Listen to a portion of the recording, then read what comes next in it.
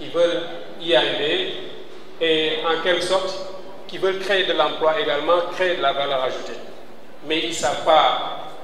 à quel sein se vouer ou bien comment entreprendre, quels sont les outils pour entreprendre.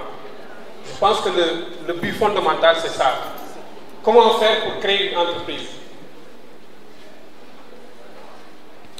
Je vais revenir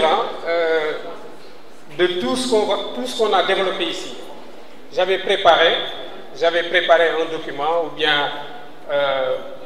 un discours, mais que j'ai laissé de l'autre côté. J'ai préféré parler, discuter, échanger avec vous.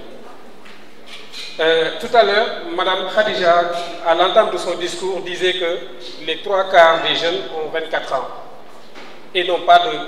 de boulot. C'est-à-dire 75% des jeunes n'ont pas de boulot. C'est important. C'est pas petit. Si c'était en Europe, ce serait une crise. Mais ici, au Sénégal, on a tendance à tout minimiser. 75%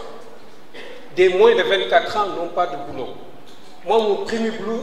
alhamdoulilah, je l'ai eu à 23 ans. Et 20 ans après, on nous dit que 75% n'ont pas de boulot. C'est grave. Nos gouvernants, ils dorment, je pense. Ou bien, voilà. Hein?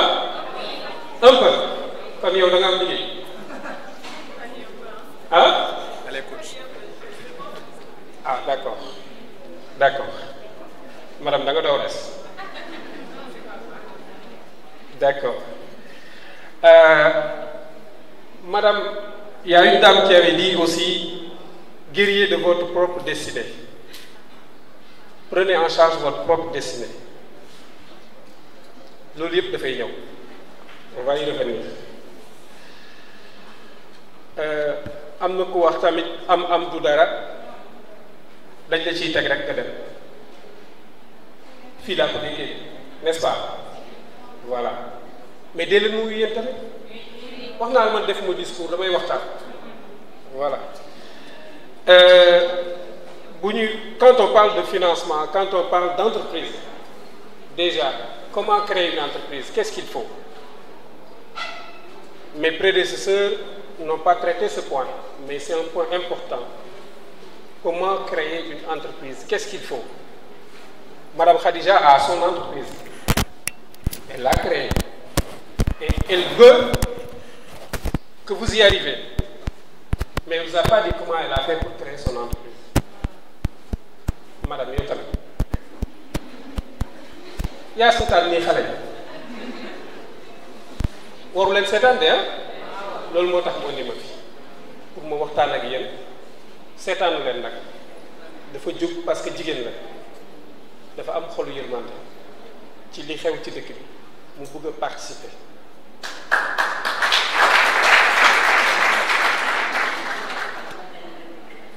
loolu bu leen ko fàtte dégg da ngeen ko fàttaliku nag 10 ans après di ngeen ñëwaat fii di ko remercier comme ñeneen ak ñeneen nuñ ko def. Comme moom ni mu def léegi ki fi taxawoon léegi mu taxaw fi di ko remercier ñun léegi dañu gaaw fàtte reconnaissance amatul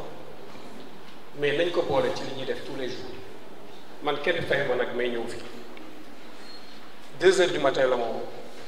dañuy waxtaan rek ci WhatsApp bokk benn groupe secteur privé développement parallèlement maa ngi remercier suñu organisation patronale bi parce que moo tax mu ñëw fi groupe secteur privé développement boobu ngeen doon gis léegi tout à l'heure et également le CNDS Conseil national des dirigeants d'entreprise du Sénégal à travers Yaya Birane Wane maa ngi leen di sargal tamit damay dellu si nag ñu ne je vais laisser le français kii nee na léegi j'ai 15 ans d'entreprise en banque ak je suis entrepreneur xaw ma lan loolu yëpp c'est pas important li am solo tey mooy dañuy wax ak suñuy rakk dañuy wax ak suñuy frère suñu nee banque ñëpp xalaat nañ ni tey war naa mën a jàppale ku nekk moo am xaalis fii ku nekk war na mën a am xaalis financement jaaxalul kenn waru jaaxal kenn man ku ma wax waxu xaalis damay am wala su ma amee lii ba soxla naa financement ma la c'est de l'utopie c'est carrément de l'utopie am utopie la xaalis utopie la xam nga lu koy indi utal contrat di nga am xaalis à force am na ñu fi développé ay thèmes yu bëri dinaa si ñëw ay business angel mu ngi fi moo gën a gaaw nga lijjanti fenn ba am fa benn marché ñun la kaay nga indi ay produits pause café ay Nescafé ak ay yu kenn xamul fan ngay jëlee xaalis yow étudiante xamoo kenn xamoo benn banque foo jëlee xaalis mais xam nga benn tonton bi liggéey quelque part koo xamante ni jàpp nga ne am na xaalis nga dem ci moom ne ko dimbali dama am contrat mu ngi ñuy xoolal 3 millions la yëpp mais su ma amee 600 millions dinaa livrer kooku bu ko xoolee xam ne lii opportunité la moo lëpp expérience dina la si dimbali te dina la gunge loolu la ñuy wax business angel loolu beneen forme de financement la mais damay bàyyi finance nag ñu wax ci kayit yi nga xamante ni mooy tax nit am entreprise fii ñëpp am nañ téléphone bi fi gën a yomb def naa 200 000 lay jar bopp yi ma gis nii téléphone bi fi gën a yomb 200 000 jar na wax leen ana ko mooy weddi kenn du ma weddi kon yéen ñëpp mun ngeen am entreprise parce que entreprise su ma leen waxee ni ci juróomi junni lay commencé est-ce que di ngeen ko gëm 25000 25000 rek la nga am registre de commerce am linéaire da ngay wuti casier judiciaire ak sa copie carte d'identité boo demee APIX boo fa xëyee du lundi au jeudi de 8h à 11h boo ko déposé l'après-midi nga ñëw jël si loolu yomb la beneen bi mooy ki ma jiitu léegi wax na ko nee na état moo war a def lépp en place pour nit ñi mën a am koom-koom am dara l'état doit tout mettre en place c'est vrai et l'état a tout mis en place certainement vous n'avez pas l'information mais je suis là pour ça moi je gagne des marchés personnellement j'en gagne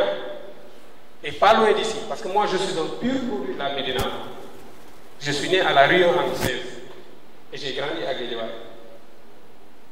Et je gagne mes marchés à la mairie de Fann Point E, au ministère de l'Éducation nationale, au ministère de l'Intérieur, à l'Agence du patrimoine bâti, à la Sénélec, un peu partout. Tout ça, c'est des marchés publics. Parallèlement, il y a les ONG de l'USAID et autres, j'en passe. Mais prenons les marchés publics parce que public mooy li ñëpp bokk suñu Sénégal la ñoo ko moom l'État dépense donne des marchés à coût de 3000 milliards par année est-ce que xam ngeen ko mosu leen ko yëg ku fi am ordinateur bu connecté chef ordinateur mën nga ko connecté internet mënul am internet jël leen seen smartphone dañuy waxtaan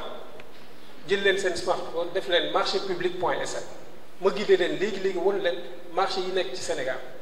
ñaata la ak fan lay génne ak naka ngeen def ba am ko en 3 ans boo leen créer seen entreprise parce que léegi code des marchés daf ko permettre am na ay article yu mu ubbi article 48 article 50 article 52 nee na léegi start-up il y a quelqu'un qui avait posé la question tout à l'heure à savoir quand on crée une entreprise, on te demande des expériences de 5 ans. Je l'ai entendu tout à l'heure, hein? Quelqu'un l'a posé, hein? Il est parti. Certainement, il n'est plus là. Mais tout ça, c'est révolu. C'est parce qu'il n'a pas l'information. C'est révolu. Parce que le nouveau code des marchés maintenant permet aux startups d'accéder à la commande publique. Moi, je suis gagné. tey mën nga jot créer entreprise léegi ñu nga gis marché nga dem postuler nga gagné mais boo leen duggee ci site marché public c'est des centaines de milliers de marchés yoo xamante ni laajul expérience laajul dara c'est juste rek ay demande d'agrément ngay dugal ñu boole la ci base de données bi woo la nga ñëw indi sa offre nga compétir comme tout le monde boo ci amee sa chance nga jël mu doon sa première référence. Man bi may dugg ci entrepreneuriat privé laa jógee je venais de la banque parce que je finançais de jeunes sénégalais des gens yoo xamante ni man mën naa leen jàngal ñoo xamante ni seen chèque bu ñu ñëwee maa koy remplir donc ma leen di xool ñuy dem di ñëw di verser ay millions j'attendais mon salaire à la fin du mois et mon compte était tout le temps débiteur. Je ne sais pas s'il y a des banquiers ici. Ils connaissent ça parce que nous, on vivait de ça, de dette. On était banquiers, on avait un bon salaire. Autant, ben 700 000, ben 800 000. C'est pénal. Mais tu te retrouvais tout le temps avec un compte débiteur. Pour nous dire que ce diable là, hey, loi il fait du coup. Des na, jàngu xale yi. Sama bàjjen dafay ñëw.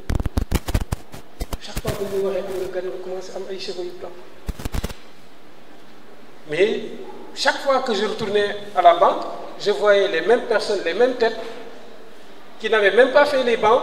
et qui revenaient avec des millions pour verser. Et ceux-là n'avaient pas tous ces problèmes-là. Man, ñii dama ëpp ñu ma fit quoi. te gënuñ ma bëgg lu baax fi ñu jaar man tam dama fay jaar ma teg lépp ma xëy teg lépp ñu ne kii dafa dof man leen damay dem li ñuy def ni lay def.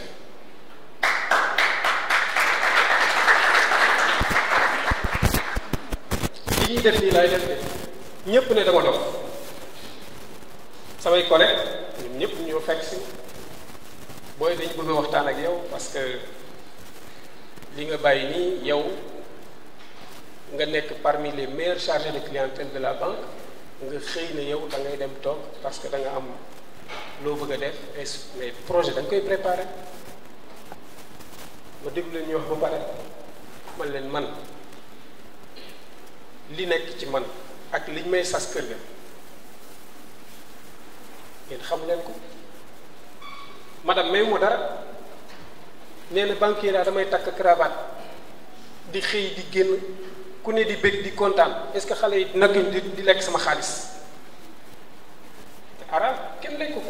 amul sa damay bàyyi naa fii ma toog caméra de surveillance yi ngeen gis ci dëkk moo nekkoon sama premier marché les chinois de la ZTE ñoo ma ko sous-traité mu war ko liggéey ñu ne ma on a besoin de faire des tranchées bu géej waaye laa dëkk ouvrier daf ma tëgg ma dem yëmbal sans fil fekk booy di ataaya ma jël fa benn booy ñaari booy waxtaan ak ñoom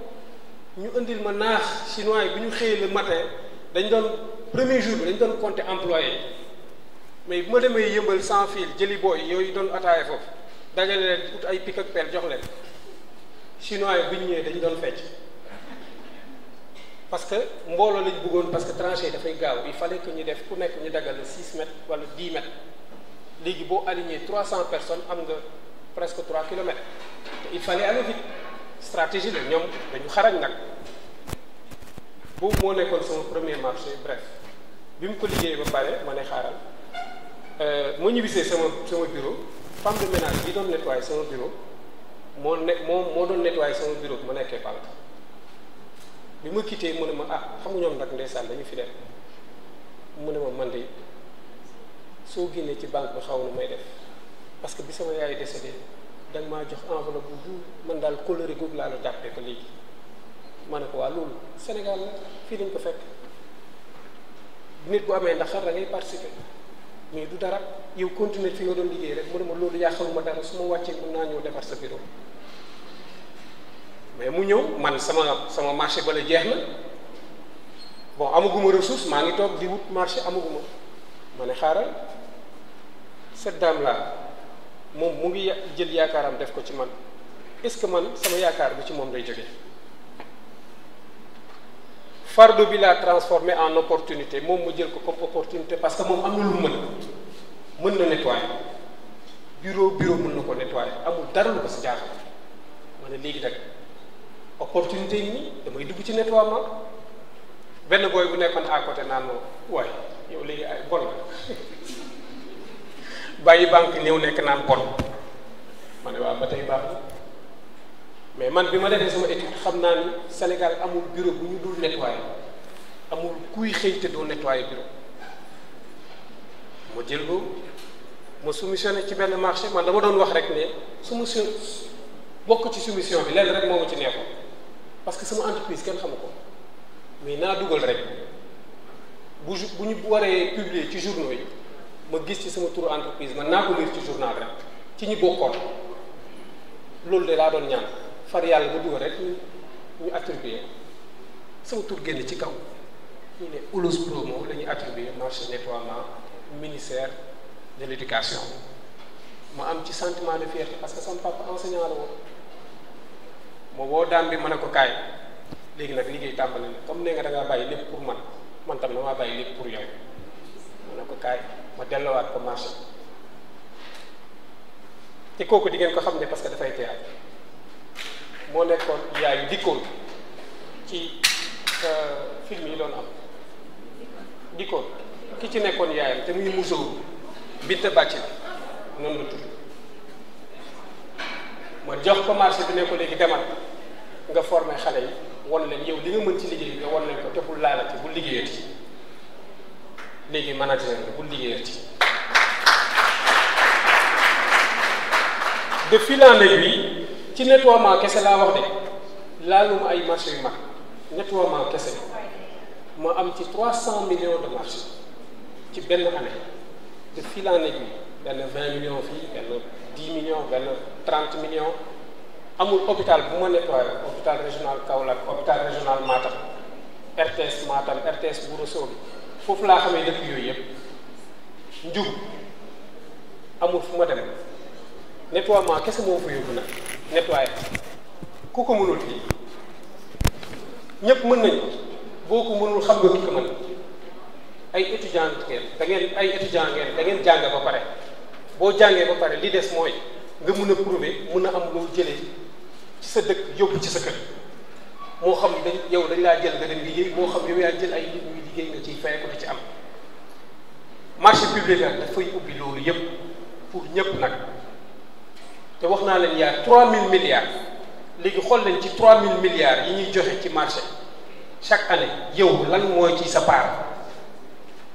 doon nañ wax naan sama suñu 400000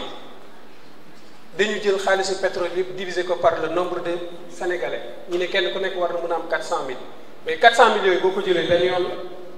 daf laa dundal man wax naa leen 700000 laa doon gañe te dundalu ko yow benn 400000 nga am ko benn yoon ci année mu war a mën a dundal kon loolu foo débaral nañu jëli kon ci 3000 milliards yi fi nekk nga xam te dañ koy joxe tous les mois dugg leen site bi ça s'appelle www.marchepublic.com marché public avec S marché S public S yëpp collé di ngeen gis lépp loo xamante ni état da koy lancé par année dañ koy def et tout est transparent quand on vous dit qu'on vous cache les marchés non c'est pas qu'on vous cache les marchés vous n'avez pas la bonne information et savoir maintenant où trouver les marchés on les trouve dans les journaux que vous voyez tous les jours yéen revue de presse rek ngeen ci am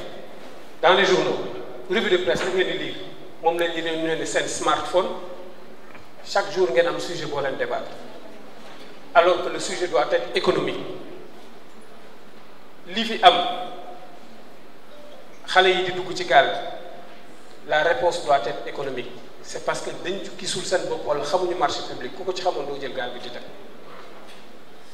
man mii fi may gagné marché xaw ma fa kenn jëmee témoin kenn musuma lijjantil marché kenn musuma ko réglé li ñuy wax bras long amul lenn nag mën na am nag nga gagné marché wala nga jege ko gagné ñu indi seen affaire kaña yooyu ba jox ki ñu ko bëgg a jox mënu si ñàkk mais da ngeen di comme li ñu leen wax da ngeen di gëm seen bopp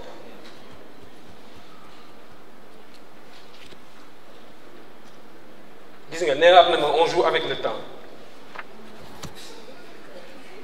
kii est-ce que baax na mais kii est-ce que baax na mais on parle de milliards moom mu ne on joue avec le temps c'est de l'argent non ah on parle d'argent madame bëggoon naa nag gën a développer ah mais comme on dit le temps ne nous l'a pas permis mais xale yi man dama xam fi ñu jaar su ma sañoon ñoom ñëpp étudiants yëpp kenn ku ci nekk nga am ci dara ci loo téye mais loolu yëpp marché public mën na ko te li ñu lay laaj en dehors de ces papiers là yi ma lim léegi pour 25000 francs léegi nag ñu ne pour nga régulariser sa entreprise bi nga teg ko ci yoon li nga ciy def motul 200000 mooy nga mën a déclarer kenn jël kenn déclarer ko IPRES caisse de sécurité sociale li ngay fay IPRES ak caisse de sécurité sociale les 6 premiers mois motul 200 000 ay 140 000 lay doon nga am sa attestation IPRES am attestation caisse de sécurité sociale am attestation inspection du travail mais bu dee da ngaa créé léegi boo demee impôt dañ lay jox quitus fiscal donc tu as tous les papiers pour jàkkaarloog les 3 000 milliards li ci des nag mooy beneen bi mooy comment répondre à un appel d'offres loolu tamit xëy na madame dina arrangé waat beneen boobaa mu doon une formation pratique moo woon ne naka la ñuy monter dossier d'appel d'offres tontu ko ba gagné ko man sama ci loolu laa xare moom laa xam te ñeme naa ko partager te comme ni mu leen wax nag je suis fils d'enseignant j'ai pas enseigné mais quand même j'ai la fibre donc li ma xam mën naa ko partager te madame dina créé waat beneen bu boobaa mën na sax bana doon forum mu doon benn séminaire ñu def ko ci benn salle ku nekk indi ordinateur am ñu teg moo woon leen naka la ñuy tontoo ci marché public yan pièges à éviter quels sont les pièges à éviter lan naka la ñuy def ba gagné ko man loolu laa xam naka la nit di def ba am xaalis loolu laa xam parce que damaa jàng xaalis ba pare damaa liggéey ci xaalis xam naa xaalis amul lu jaarul fii rax ci dolli nag ma nekk ci marché yi di ci dóor waar pour preuve mu ngi nii mën naa leen génneel benn marché pour won leen ni rek binduñu si tur kenn amul kenn kuñ ci bind turam gis nga li ma wax noonu kayit yooyu boo leen ko amee fi CSE di gagné marché Eiffage dafa gagné marché yow foofu ngay jëlee soxlawoo kenn du kenn ku lay jàppale saa boo tëddee da ngay nelaw soxlawoo dem fenn boo amee projet 1 milliard projet 200 millions par exemple da nga bëgg a poulailler wala 20 millions mais utal benn marché 200 millions où tu vas gagner 10%, 10%, ça te revient à 20 millions. Ce n'est pas une source de financement. Les marchés publics, c'est une source de financement. Pendant qu'on parle d'accès à la terre, mais une jeune fille, comment on peut lui parler d'accès à la terre? Nous l'avons. Nous avons direct am kër wala am terrain. Bo démé banque loolu la ñuy laaj. Mais boo gagné marché, banque moo lay topp pour financer la. Góorgóorlu leen ci loolu, ut leen seen i kayit, dem leen APIX. ut leen casier judiciaire copie carte d'identité ku ne am na ko ku nekk boo jaayee boo demee ci sëriñ tey ne ko damaa bëgg a gagner marché dafa la naan saraxet am de génneel ay sarax te di ngeen ko génnee mais fii kenn ku nekk am nga portable te portable ëpp na 200 000 mais jaay ko boo ko jaayee nga jënd simple. monsieur Diémé boo ko jaayee nga jënd simple. monsieur Diémé sànq wax nga lu ma neex nga ne accès à la terre donc on a un projet sur ça. En tout cas, on vous remercie vraiment beaucoup. L'intervention a été très pertinente et vraiment content de trop de l'intervenir. Et comme tu dis, on a un projet. J'ai un de mes amis qui a des champs et qui cherche des jeunes ingénieurs agronomes avec des techniciens agronomes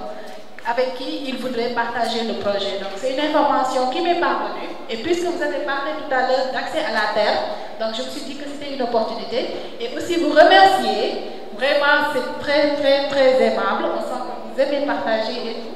Voilà, donc